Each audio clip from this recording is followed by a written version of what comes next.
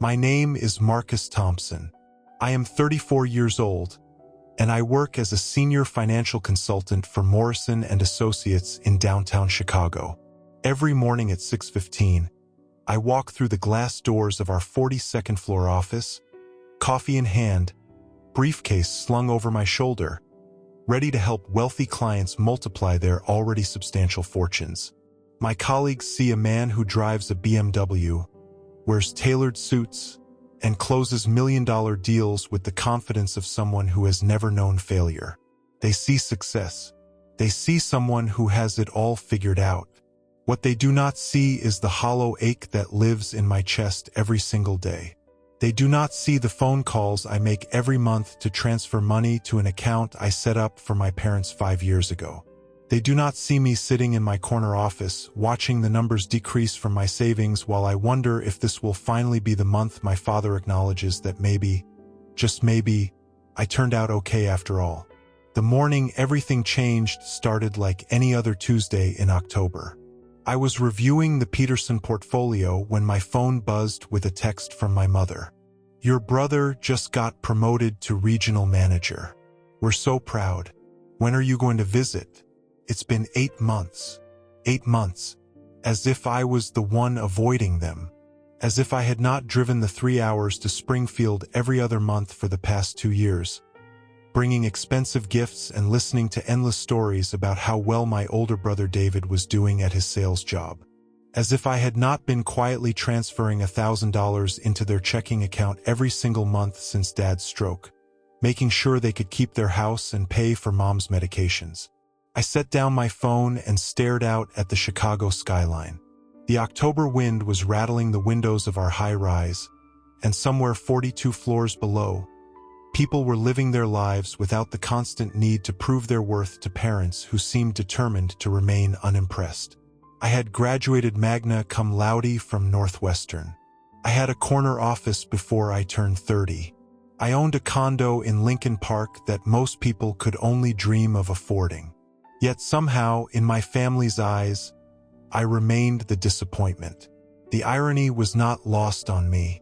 Here I was, managing 8-figure investment portfolios for clients who trusted me with their financial futures, yet I could not buy my own parents' approval no matter how much money I quietly slipped into their account.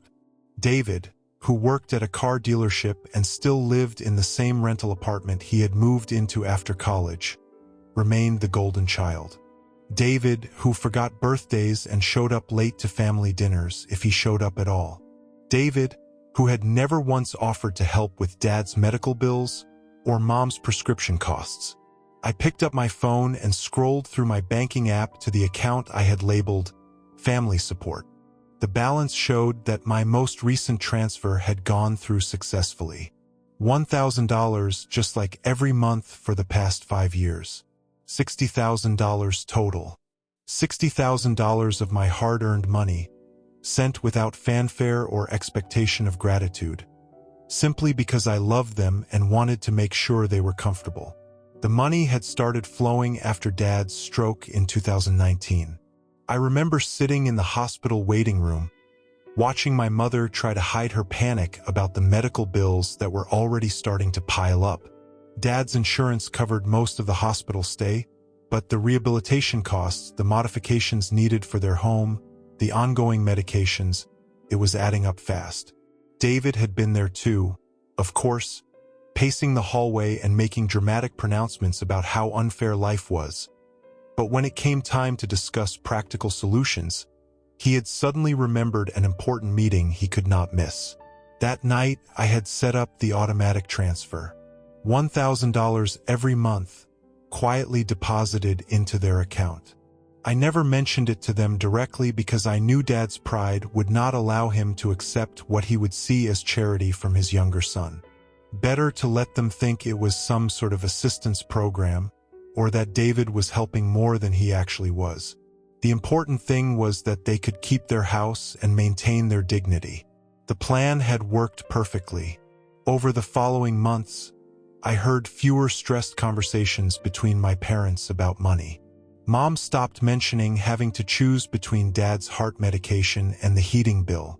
They even managed to take a small vacation to see Mom's sister in Florida, something they had not been able to afford in years. Watching their relief from a distance had been worth every penny.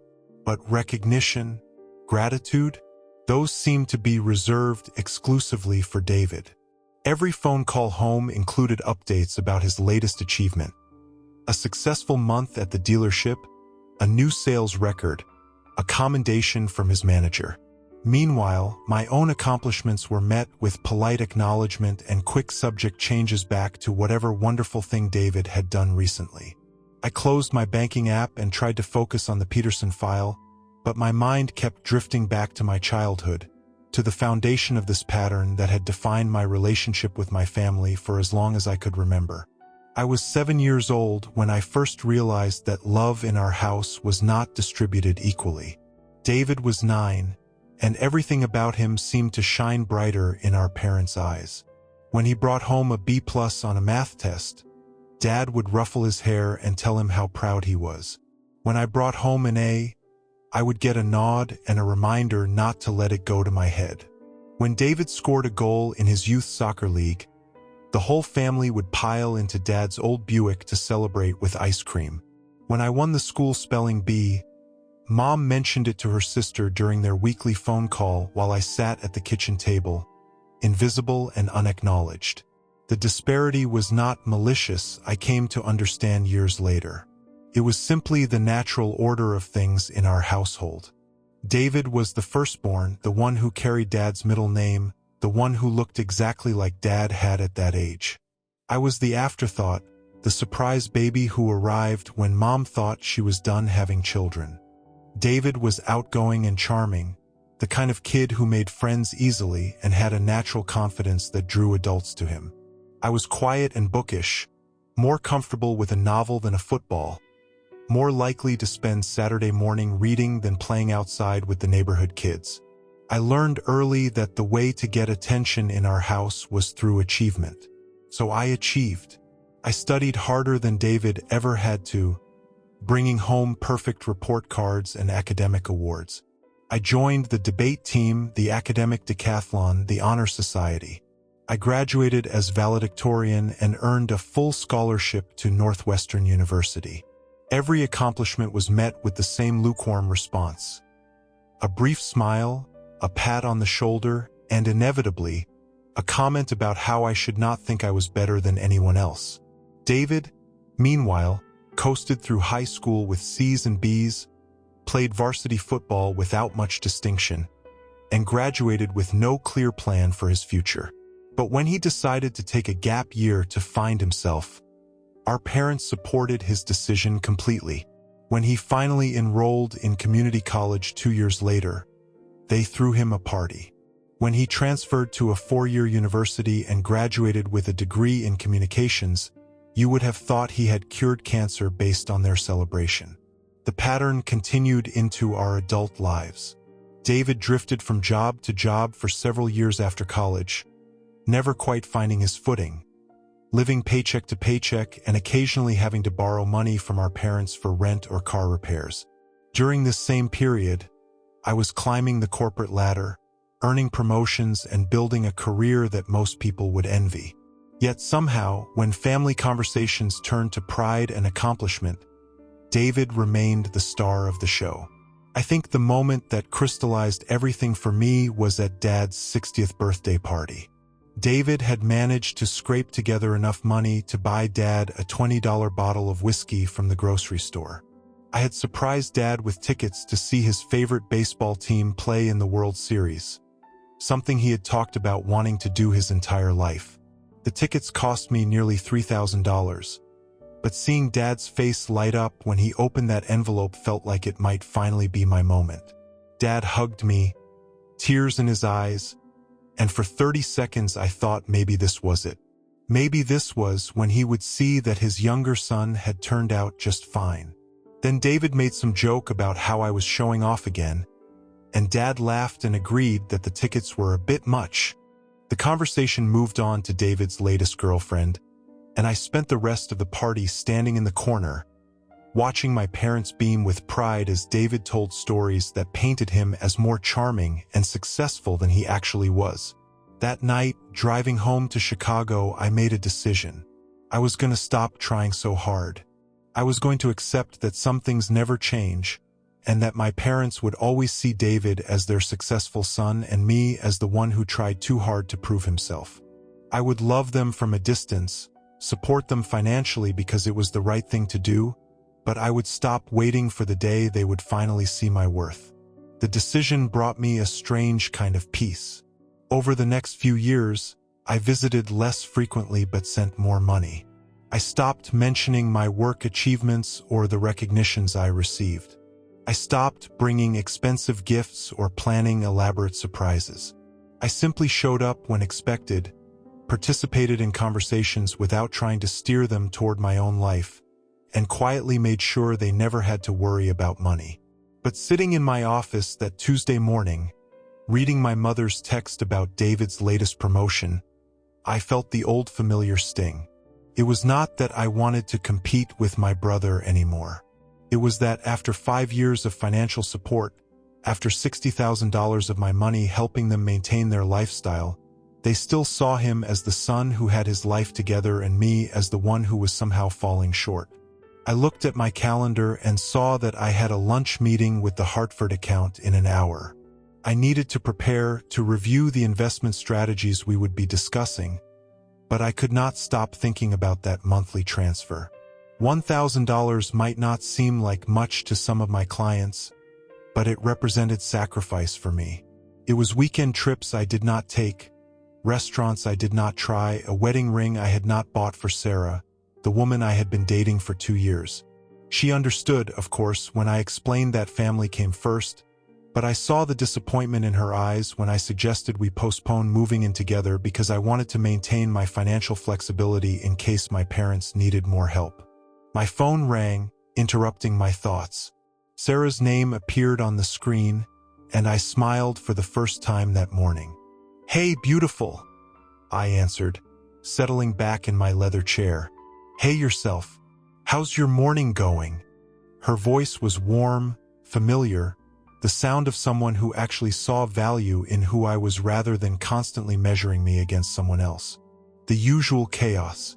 Hartford meeting in an hour, and Mom just texted about David's promotion. I tried to keep my voice neutral, but Sarah knew me too well. And how are we feeling about David's promotion?" There was gentle teasing in her voice, but also genuine concern. She had met my family exactly twice in our 2 years together, and both occasions had left her puzzled about the dynamics she witnessed. "We are feeling like a 34-year-old man who should probably be over-caring about parental approval," I said, swiveling my chair to look out at Lake Michigan. "But apparently we are not quite there yet. You know what I think?" Sarah's voice softened. "I think your parents do not realize how lucky they are. I think they have gotten so used to taking you for granted that they do not even see how much you do for them anymore." Her words hit closer to home than I wanted to admit. Maybe David really is just the better son, and I need to accept that. Marcus Thompson, that is the stupidest thing you have ever said, and you once tried to convince me that pineapple belongs on pizza. The teasing was back in her voice, but there was steel underneath it. You are a good man. You are successful, generous, thoughtful, and kind. If they cannot see that, it says nothing about you and everything about them. I closed my eyes and let her words wash over me. This was what love was supposed to feel like, I realized. Not the constant striving for approval that defined my relationship with my family, but the easy acceptance of someone who chose to see the best in you every day. "I love you," I said, and meant it completely. "I love you too. Now go charm the Hartford people and show them why Morrison and Associates is the best investment firm in Chicago." After we hung up, I sat for a moment longer, looking out at the city I had made my home. Chicago had embraced me in ways that Springfield never had. Here, I was respected for my work, valued for my contributions, seen as someone with worth and potential. My colleagues sought my opinion on complex financial matters. My clients trusted me with their most important investment decisions. In every area of my life except one, I was successful and confident. But family, I had learned, was its own ecosystem with its own rules, and in my family's ecosystem, I had been assigned a role decades ago that seemed impossible to escape. The Hartford meeting went well. I successfully pitched a diversified portfolio strategy that would protect their assets while positioning them for growth in the emerging technology sector. Mr. Hartford himself complimented my analysis and said he looked forward to working with our firm. By the time I returned to my office at 3 o'clock, I was feeling good about my professional life again. But then I saw the voicemail notification on my desk phone. The caller ID showed my parents' home number, and the timestamp indicated they had called during my lunch meeting. I hesitated for a moment before pressing play, already bracing myself for whatever conversation about David's success awaited me. "Hi, honey, it's Mom." Her voice sounded strained, older than I remembered. "I know you're busy at work, but could you call us back when you get a chance? Your father and I need to talk to you about something important. Nothing's wrong with our health or anything, so don't worry about that. We need to discuss some family matters. Call when you can. Love you." Family matters. In my experience, family matters usually meant one of two things. Either David was in some kind of trouble and needed help, or they were planning some celebration in David's honor that they wanted me to attend and contribute to. I had learned to approach these conversations with cautious optimism that inevitably gave way to familiar disappointment. I glanced at my watch. 3:15 in Chicago meant 4:15 in Springfield. Dad would be finishing up his afternoon physical therapy session, and Mom would be starting dinner preparations. It was a good time to call, when they would both be available and relatively relaxed. I dialed their number and waited through 3 rings before Dad picked up. "Marcus? Thanks for calling back, son." Dad's voice sounded serious, more formal than usual. "Hold on. Let me get your mother on the line." There was a brief pause, the sound of footsteps, and then Mom's voice joined the conversation. "Hi, sweetheart. How was your day?" "It was good. Successful client meeting this afternoon. Your message sounded urgent. Is everything okay?" I kept my voice steady, professional. The same tone I used with clients when I sensed underlying tension they were not quite ready to articulate. "Well, that's what we need to talk to you about," Mom said, and I could hear the uncertainty in her voice. "Marcus, we've been discussing our finances lately, trying to get organized for tax season, and we realized we need to have a conversation with both you and David about expectations going forward." Expectations. My stomach tightened. Here it comes, I thought. They are going to ask me to increase my monthly contribution, or they want me to help pay for something specific for David, or they have decided that my financial support has strings attached that they are not comfortable with. What kind of expectations? I asked carefully. Dad cleared his throat. "Son, your mother and I appreciate everything you've accomplished. We're proud of your success, we really are. But we've been talking, and we think it's time for you to stop feeling like you need to compete with your brother." I blinked, completely thrown by the direction this conversation was taking. "I'm sorry, what?" "We know you feel pressure to match David's contributions to the family," Mom continued, "and we want you to know that you don't have to do that. David has been such a help to us financially over the years, especially since your father's stroke, and we don't want you to feel like you're falling short because you haven't been able to do the same." The world seemed to tilt sideways.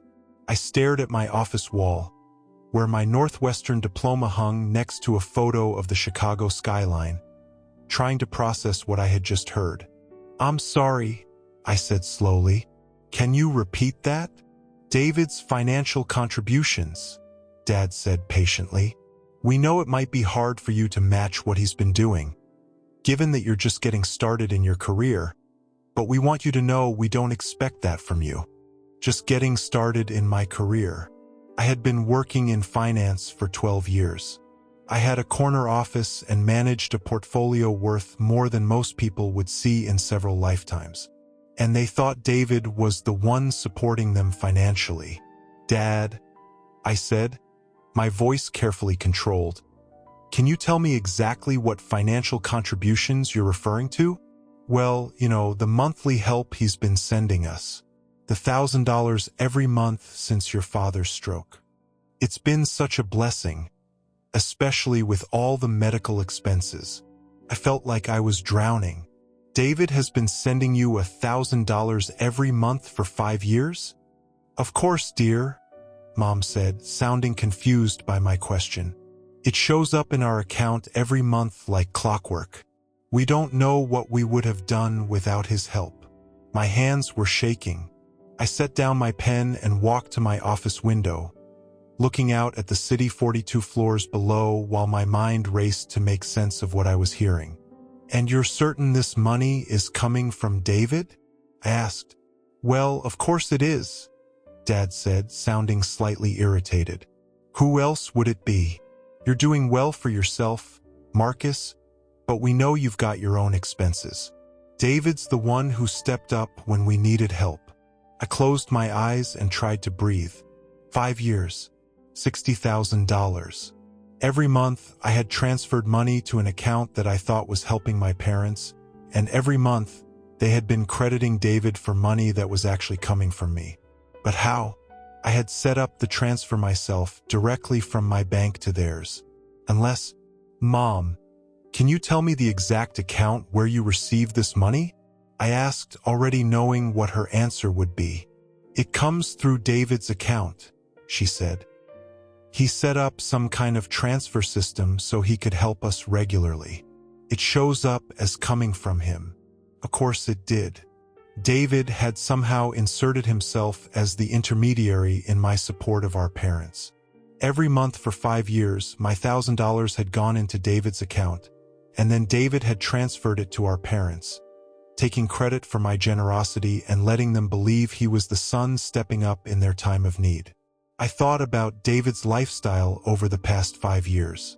The new car he had bought 2 years ago, the apartment upgrade, the expensive clothes and the frequent nights out he posted about on social media. I had assumed he had finally gotten his financial act together, maybe gotten serious about his sales career. Now I realized he had been getting an extra $1,000 every month to spend however he pleased, while also being praised by our parents for his generosity. Marcus, are you still there? Mom's voice sounded concerned. I'm here, I managed. I'm just processing some things. Is everything okay, honey? You sound upset. I wanted to tell them everything right then. I wanted to explain that for 5 years, I had been the one supporting them, that every dollar they thought came from David's generosity had actually come from my hard work and sacrifice. I wanted to ask them how they could be so blind to what was happening right in front of them, how they could give David credit for my contributions while simultaneously telling me I should not feel pressure to match his efforts. But I also realized that exposing David's deception would destroy them. They would be horrified to learn that they had been praising the wrong son for years, giving credit and love and approval to someone who had been stealing both money and recognition from his younger brother. The shame would devastate them, and at their age, with Dad's health issues, I was not sure they could handle that kind of emotional upheaval. Everything's fine, I lied. I was just surprised by the conversation. That's all. We hope you understand that we're not trying to pressure you, Dad said. We just want both our sons to know they're loved and appreciated for who they are, not for what they can provide. The irony was breathtaking. Here they were, trying to reassure me that I did not need to compete financially with David, while David had been stealing my financial contributions for half a decade. I understand, I said, and I appreciate you both being thoughtful about this. We love you, Marcus, Mom said. Both of our boys equally. I hope you know that. After we hung up, I sat in my office chair for a long time, staring at nothing. Equally. They loved both their sons equally, they said, while giving one son credit for the other son's sacrifices. They loved both their sons equally while praising David for stepping up financially and simultaneously worrying that I might feel inadequate because I had not done the same. The anger came in waves. First, at David for his calculated deception. Then at my parents for being so willfully blind to who their sons actually were. Finally, at myself for being naive enough to think that quietly supporting them would somehow earn me the recognition I had craved my entire life. I pulled up my banking app and looked at the transfer history. Every month for 60 months, like clockwork. $1,000 from my account to David's. I had never questioned it because I had assumed David was simply passing it along to our parents, maybe taking a small fee for facilitating the transaction. It had never occurred to me that he would steal credit for the entire amount. But the more I thought about it, the more obvious it became. David had probably seen the first transfer, realized what I was doing, and decided to take advantage of it. He could look like the generous, responsible son without actually spending a penny of his own money. Meanwhile, I could continue being the overlooked younger brother who never quite measured up to his older brother's contributions. I wondered how long he had planned to let this continue. Would he have taken credit for my money indefinitely? Would he have let our parents go to their graves believing he had been their financial savior while I had contributed nothing? My phone buzzed with a text message. Sarah again. How did the family call go? Hopefully better than expected.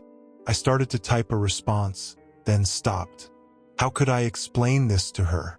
How could I tell the woman I loved that my own brother had been systematically stealing from me for years while my parents unknowingly praised him for my sacrifices? How could I admit that I had been so desperate for my family's approval that I had allowed this to happen without ever questioning the arrangement? Instead, I typed back, complicated. Will tell you everything tonight. Love you. Her response came immediately. Whatever it is, we'll figure it out together. Love you too. We will figure it out together. That was the difference between Sarah and my family, I realized. Sarah approached our relationship as a partnership, a team working toward common goals. With my family, I had always been on my own, fighting for scraps of attention and approval while they lavished praise on someone who did not deserve it. I looked at my watch. 4:30. The Chicago markets would close soon, and I still had client calls to return and reports to review. But I could not focus on work anymore. I needed to talk to David, to confront him about what he had been doing and demand an explanation. But even as I thought about calling him, I realized I needed to be strategic about this. David was clearly comfortable with deception, and if I accused him directly, he would probably just deny everything or find a way to make me look like the villain. I needed proof, and I needed to think through the consequences of whatever action I decided to take. I called my bank's customer service line and asked to speak with someone about my automatic transfer history. After navigating through several departments and verifying my identity multiple times, I was connected with a representative who could provide detailed information about where my monthly transfers were actually going. Mr. Thompson, I can see that you have had an automatic transfer set up for 60 months, sending $1,000 monthly to account number ending in 4127. Would you like me to provide details about the recipient of this account? Yes, please. The account holder is listed as David Michael Thompson. The account was opened in March of 2019. March 2019, the month after Dad's stroke. David had set up the account specifically to intercept my support payments, right from the beginning. This was not some misunderstanding or gradual deception. It was calculated theft from day one. And can you tell me if any of that money has been transferred out of David's account to other accounts? I asked. I apologize, sir, but I can only provide information about your own accounts and transactions. You would need to speak with Mr. David Thompson to get information about his account activity. I thanked the representative and hung up, but I already knew what I would find if I could access David's account records. Some of my money had probably been forwarded to our parents, enough to maintain the illusion that he was supporting them. But I was willing to bet that a significant portion had been kept for his own use. I thought about David's lifestyle improvements over the past 5 years. The nicer apartment, the new car, the designer clothes he wore to family gatherings. I had attributed it to career advancement, assuming he had finally matured and gotten serious about his job. Now I realized he had been living partially off my money while being praised by our parents for his financial responsibility. The betrayal cut deeper than I had expected. David and I had never been close, but I had never imagined he was capable of something this calculated and cruel. To steal money was bad enough, but to steal recognition and love that should have been mine was a different level of betrayal entirely. My phone rang again. This time it was my assistant, reminding me about a 4:45 conference call with a client in Seattle. I almost canceled it, but then I realized that work was exactly what I needed right now. Work was the one place where my contributions were recognized, where my efforts were rewarded appropriately, where I did not have to compete with anyone for basic respect and acknowledgement. The Seattle call lasted an hour and went extremely well. By the time I finished, the office was mostly empty, and the sun was setting over Lake Michigan. I gathered my things and headed home, my mind already working through possible strategies for dealing with the David situation. I could confront him directly, but that would give him an opportunity to come up with excuses or find a way to manipulate the narrative. I could tell our parents immediately, but that would devastate them and potentially cause Dad's health to deteriorate. I could simply stop the transfers and let David explain to our parents why their monthly support had suddenly disappeared, but that felt too passive and would not address the larger issue of him taking credit for my contributions. Or I could do something more dramatic, something that would expose the truth in a way that could not be denied or explained away. By the time I reached my Lincoln Park condo, I had made my decision. I was going to drive to Springfield this weekend and have a family dinner. I was going to sit at that familiar table where I had spent so many meals feeling inadequate and invisible, and I was going to tell them exactly what had been happening for the past 5 years. But first, I was going to give David one chance to come clean on his own. I poured myself a scotch and sat on my balcony, looking out at the Chicago skyline as it lit up against the darkening sky. This was my city, my life, my success. For too long, I had allowed my family's dynamics to make me feel small and inadequate. But I was not small. I was not inadequate. I was a successful man who had been quietly supporting his parents for years while his brother took credit and his parents remained oblivious. Tomorrow, I was going to start setting the record straight. If there's one thing I've learned in my 34 years, it's that sometimes the people closest to you are the ones who can hurt you the most. But I've also learned that you don't have to keep letting them do it. Some truths are worth fighting for, even when fighting means risking everything you thought you knew about your family. Before you go, I want to ask you something. Have you ever found yourself in a situation where someone was taking credit for your hard work or sacrifices? If this story resonated with you, I'd love to hear your thoughts in the comments. And if you want to stay connected with stories like this one, that subscribe button is just waiting for you to hit it. Sarah arrived at my condo around 7:30, carrying takeout from our favorite Thai restaurant and wearing the concerned expression that meant she knew something significant had happened during my family call. "Okay," she said, setting the food on my kitchen counter and turning to face me. "Talk to me. What happened?" I told her everything. The phone call, the revelation about David's deception, the realization that for 5 years I had been financially supporting my parents while they gave David credit for my contributions. Sarah listened without interrupting, her expression growing more shocked and angry with each detail. "That son of a bitch," she said when I finished. Marcus, this is not just stealing money. This is stealing your relationship with your parents. This is stealing their love and respect and gratitude that rightfully belong to you. I know, I said quietly. And the worst part is, I let it happen. I was so focused on just wanting to help them that I never questioned why David was the middleman in the transaction. You trusted your brother, Sarah said firmly. There's nothing wrong with that. What's wrong is that he violated that trust in the most despicable way possible. We ate dinner while discussing possible strategies for handling the situation.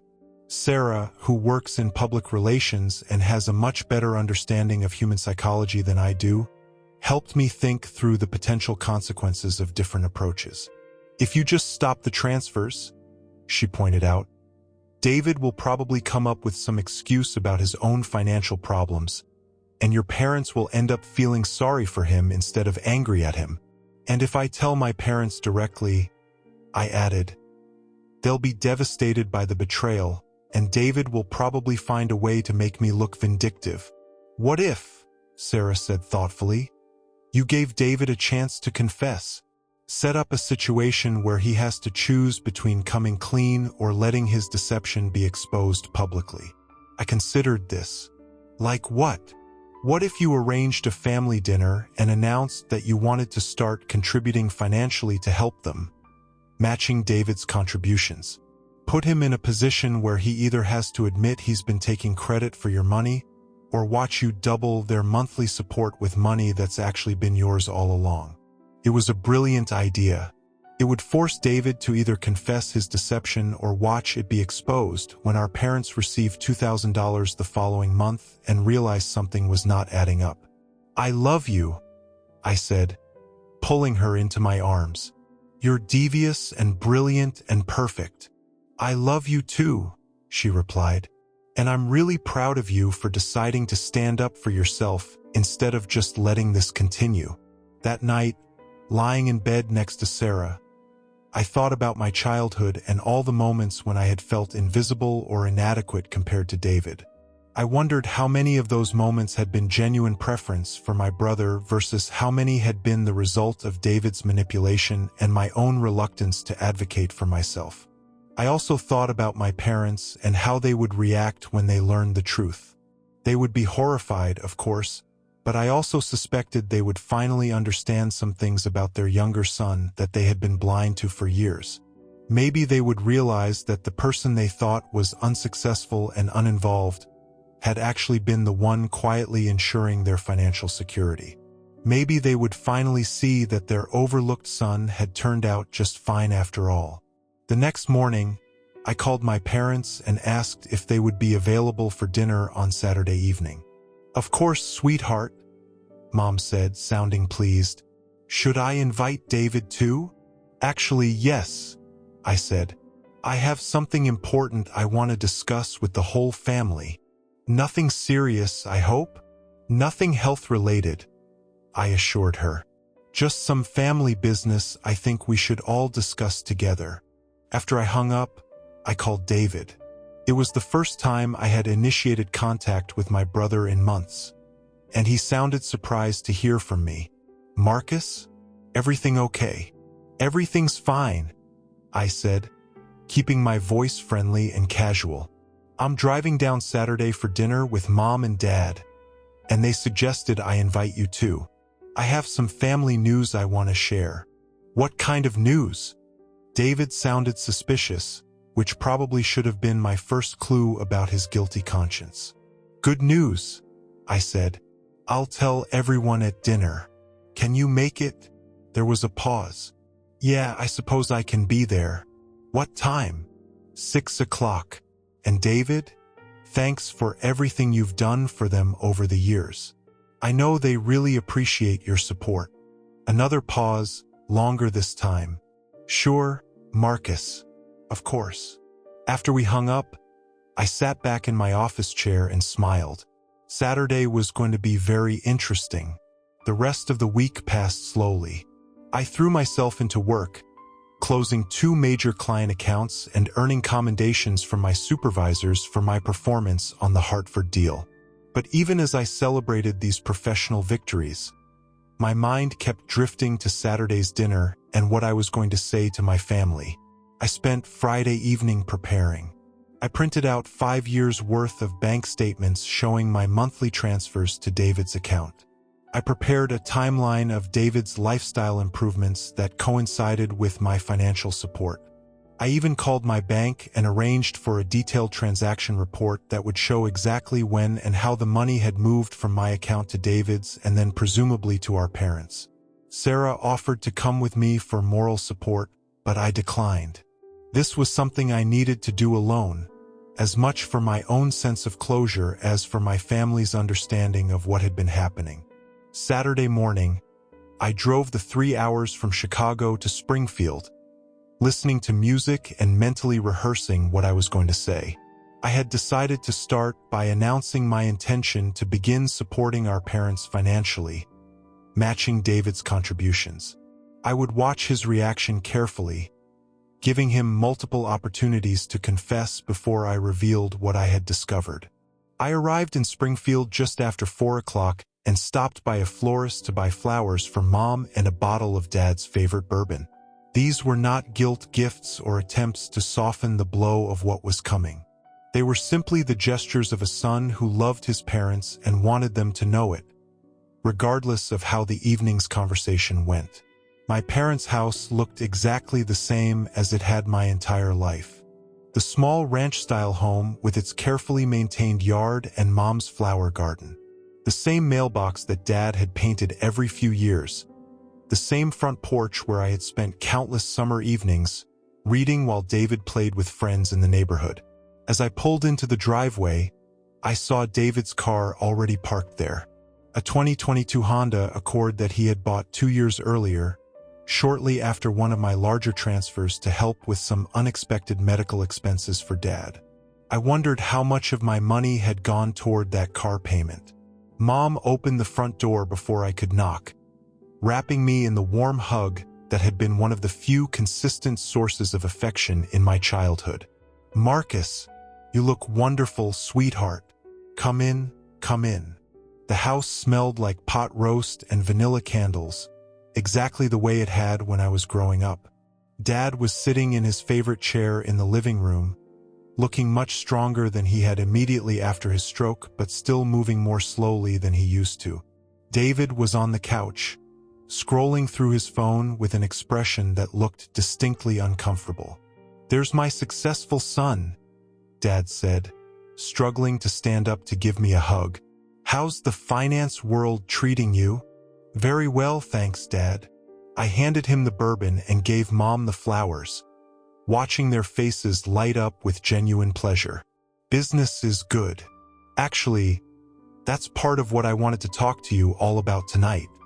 David looked up from his phone, and I caught something that might have been panic flickering across his face before he managed to compose himself. "What about business?" he asked, trying to sound casual. "Well," I said, settling into the chair across from the couch, "I've been doing some thinking about family responsibilities and how I can do more to help Mom and Dad as they get older." "Marcus," Mom interjected, "we've talked about this. You don't need to feel pressure to." "I know what you said," I interrupted gently, "but I've realized that I'm in a position now where I can afford to contribute more to the family. I want to start sending you $1,000 every month to help with expenses and medical costs." The silence that followed was deafening. David had gone completely pale, and I could see his mind racing as he tried to figure out how to respond. "That's very generous, son," Dad said slowly, "but we don't want you to overextend yourself financially." "It's not overextending," I assured him. "I've been fortunate in my career, and I want to match David's contributions. 1,000 from each of us should help you both maintain a comfortable lifestyle." David opened his mouth, then closed it again. I could practically see him calculating how much trouble he was in. "Marcus," he said finally, That's really not necessary. I mean, I've got the financial support covered, and you shouldn't feel like you need to. But I want to, I said, looking directly at him. I want to do my part. In fact, I'm so committed to this that I've already set up the automatic transfer. Starting next month, you'll be receiving $2,000 monthly instead of $1,000. Mom gasped. $2,000? Marcus, that's too much. We can't accept that kind of money from our children. Why not? I asked innocently. David's been contributing $1,000 a month for 5 years. $60,000 total. I figure the least I can do is match his generosity going forward. David stood up abruptly. I think I need some air, he said, heading toward the back door. David, wait, I called after him. Don't you want to hear about my plans to match your contributions? He stopped with his hand on the door handle, his back still to us. Marcus, we should talk privately. Why? I asked. We're all family here. Surely there's nothing about your financial support of Mom and Dad that you need to keep secret from them. When David turned around, his face was flushed with anger and embarrassment. You son of a bitch, he said quietly. You know exactly what you're doing. David, Mom exclaimed, shocked by his language and sudden aggression. What am I doing, David? I asked calmly. I'm offering to help support our parents financially, the same thing you've been doing for years. Why would that upset you? Because you... David started, then stopped himself. He looked around the room at our parents' confused faces, then back at me. We need to talk outside. I think we should talk right here, I said. Mom, Dad, there's something David needs to tell you about those monthly contributions you've been receiving. What about them? Dad asked, looking between David and me with growing confusion. David slumped back onto the couch, his head in his hands. Shit, he muttered. David Michael Thompson, Mom said sharply. What is going on here? I pulled out the bank statements I had brought with me and handed them to Dad. These show 5 years of monthly transfers from my account to David's account. Every month, I've been sending $1,000 to help with your expenses. David has been forwarding that money to you and taking credit for my contributions. The color drained from Dad's face as he looked at the documents. Mom moved to read over his shoulder, her expression shifting from confusion to shock to something approaching horror. David, she whispered, is this true?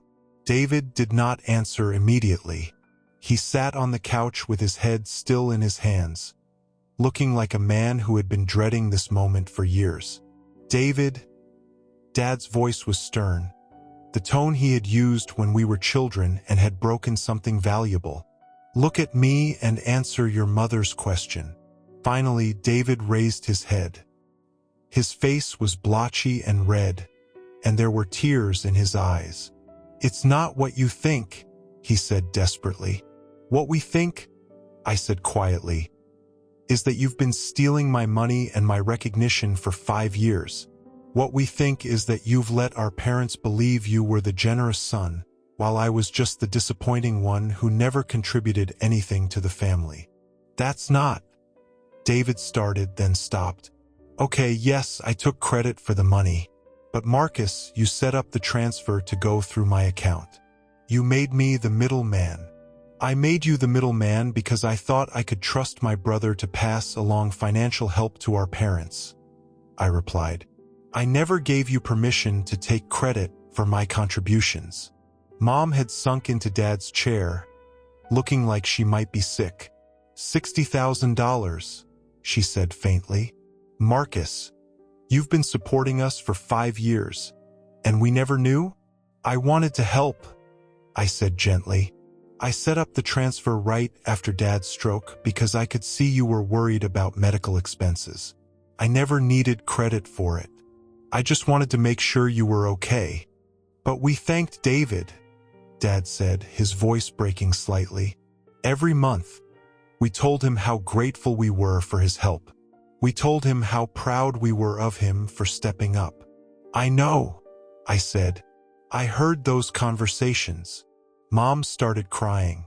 Marcus, sweetheart, I'm so sorry. We had no idea. We thought David was the one. Mom, it's okay, I said, moving to kneel beside her chair. You didn't know.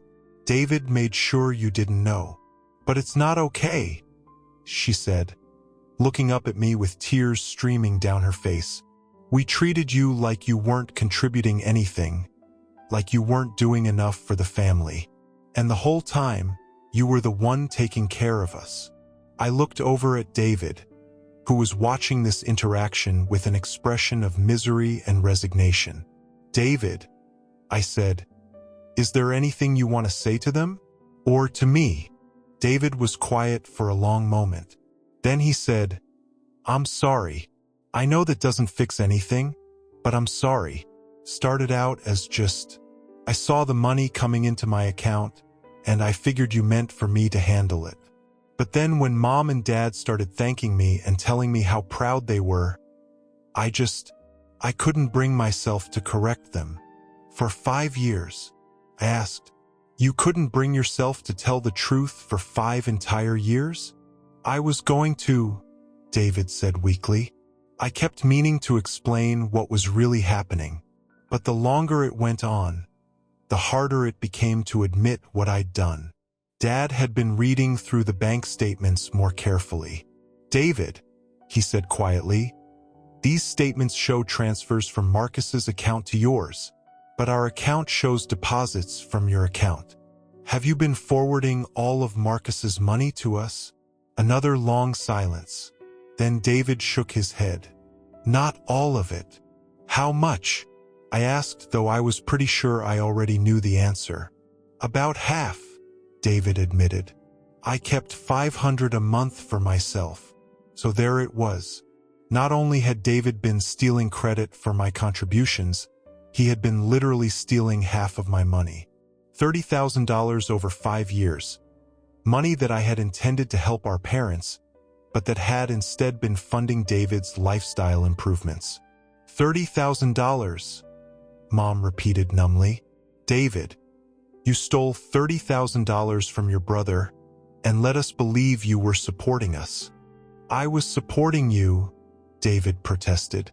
I was sending you $500 a month. 500 of my dollars, I pointed out. David, you haven't spent a penny of your own money supporting them. You've been taking credit for my financial support while also profiting from it personally. Dad set down the bank statements and looked at David with an expression I had never seen before. It was disappointment, but deeper than that. It was the look of a man who was realizing that one of his sons was not the person he thought he was. Get out, Dad said quietly. What? David looked shocked. I said get out.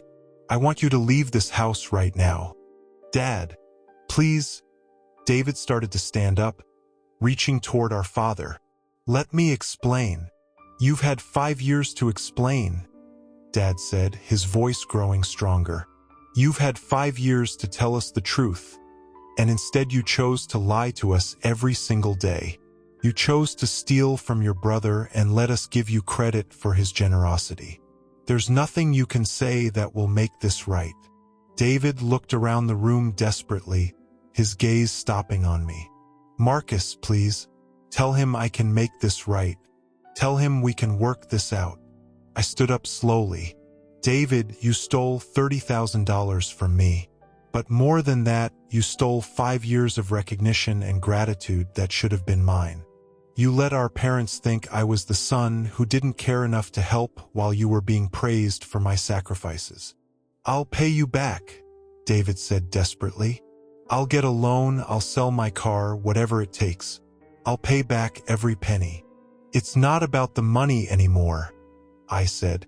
It's about the fact that you were willing to destroy my relationship with our parents for your own benefit. David started to say something else, but Dad interrupted him. David, I want you gone. Now.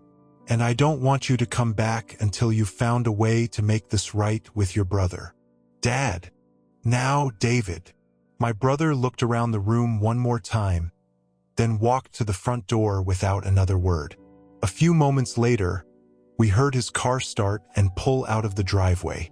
The three of us sat in silence for several minutes. Mom was still crying quietly, and Dad was staring at the bank statements with a shell-shocked expression. Finally, Mom spoke. "Marcus, can you ever forgive us?" "There's nothing to forgive," I said, returning to kneel beside her chair. "You didn't know what David was doing." "But we should have known," she said. "We should have questioned why David suddenly became so financially responsible. We should have wondered where he was getting the money to help us and buy himself a new car and apartment. And we should have paid more attention to what you were doing," Dad added. "We should have noticed that you were successful and generous and thoughtful, instead of constantly comparing you to what we thought David was accomplishing." "I love you both," I said. "I always have. That's why I wanted to help you financially, and that's why I never needed credit for it. I just wanted you to be comfortable and happy." "But you deserved credit," Mom said fiercely. "You deserved our gratitude and our pride. You deserved to be recognized for taking care of us." Dad cleared his throat. "Son, I want you to know that I'm proud of you. I'm proud of your success. I'm proud of your generosity, and I'm proud of the man you've become. I should have told you that years ago, and I'm sorry it took this situation for me to say it. For the first time in my adult life, I felt like my father was truly seeing me. Not as David's younger brother or as someone who needed to prove himself, but as a successful man who had been quietly taking care of his family for years." "Thank you, Dad," I said. "That means everything to me." We spent the rest of the evening talking. Really talking, maybe for the first time in years. They asked about my work, my relationship with Sarah, my plans for the future.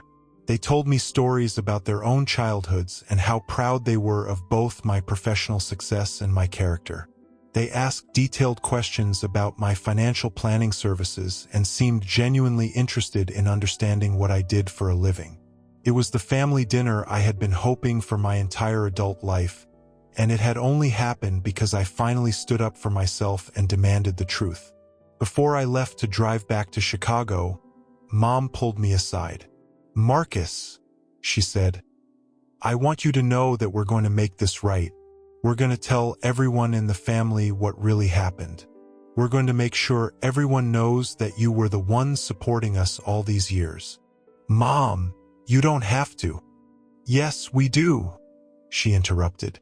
"You've been letting people think David was more successful and responsible than you for years. That ends now."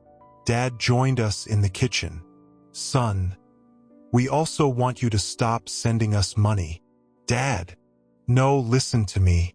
You've already given us $60,000 over 5 years. That's more than enough. We want you to take that money and do something for yourself. Buy a bigger place, take a vacation with Sarah, start planning for your own future.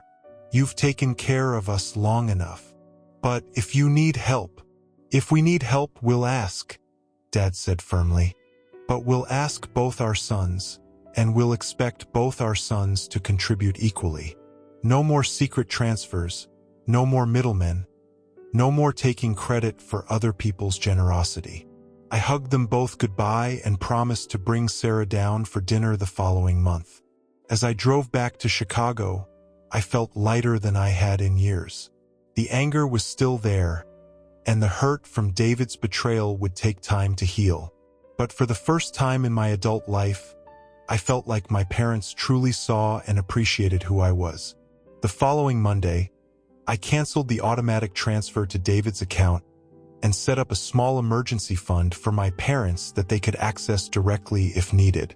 I also opened a savings account for Sarah and myself, earmarking the money I had been sending to my family for our future together. David called me several times over the next few weeks, but I was not ready to talk to him yet. He left voicemails promising to pay me back and begging for a chance to make things right. But I needed time to process what he had done and decide how I wanted to move forward. Sarah and I did drive down to Springfield the following month, and my parents welcomed her like the daughter they had never had. They asked her about her work, her family, her opinions on everything from politics to cooking. They treated her with the warmth and interest they had always shown David's girlfriends but had never extended to anyone I dated. Over dinner, Dad told Sarah stories about my childhood achievements that I had forgotten he had even noticed. Mom showed her photo albums full of my academic awards and accomplishments. For the first time, they talked about me with pride and genuine affection, and Sarah got to see the man they were finally ready to acknowledge I had always been. "I like your parents," Sarah told me as we drove home that night, "but I like them a lot better now that they're treating you the way you deserve to be treated." 6 months later, David and I finally had the conversation we needed to have. He had indeed taken out a loan to pay me back the $30,000 he had stolen, and he had spent the intervening months in therapy, trying to understand why he had been so threatened by my success that he felt the need to steal credit for my contributions. "I was jealous," he admitted during that conversation. "I was jealous of your career, your education, your natural talent for everything you touched. When I saw that you were supporting Mom and Dad, I felt like it was just one more way you were better than me. So I took credit for it because I wanted them to think I was the responsible one for once." "But David," I said, "you could have been the responsible one. You could have contributed your own money alongside mine.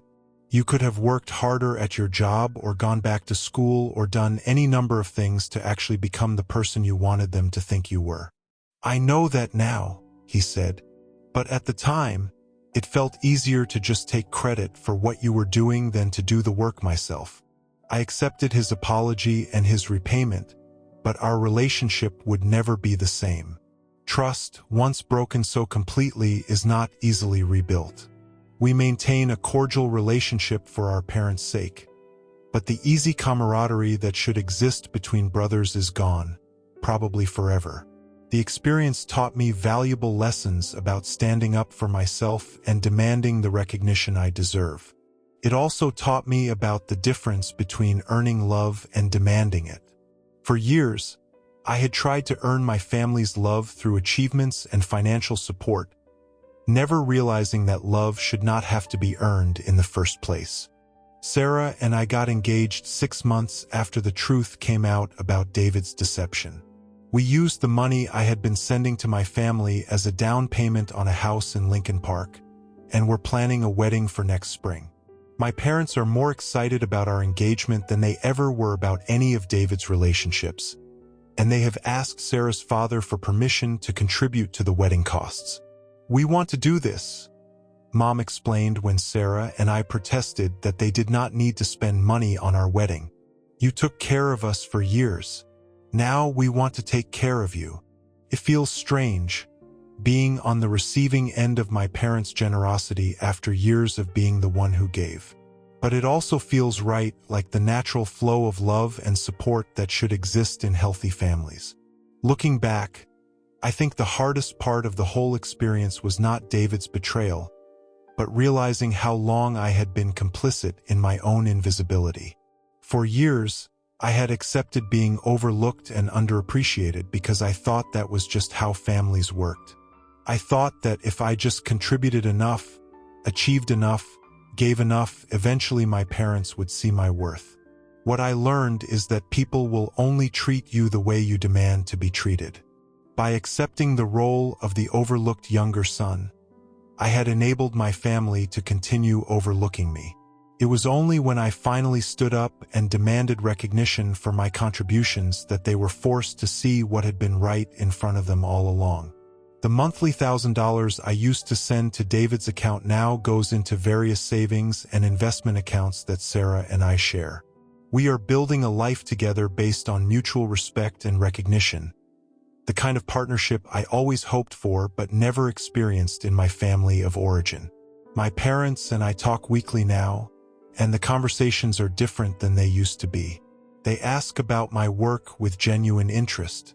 They remember details about my life and follow up on things I have told them. They treat me like the successful, responsible adult I have always been, rather than the inadequate younger brother they had convinced themselves I was. David has rebuilt his relationship with our parents, but it is different now too. They love him, but they no longer idealize him.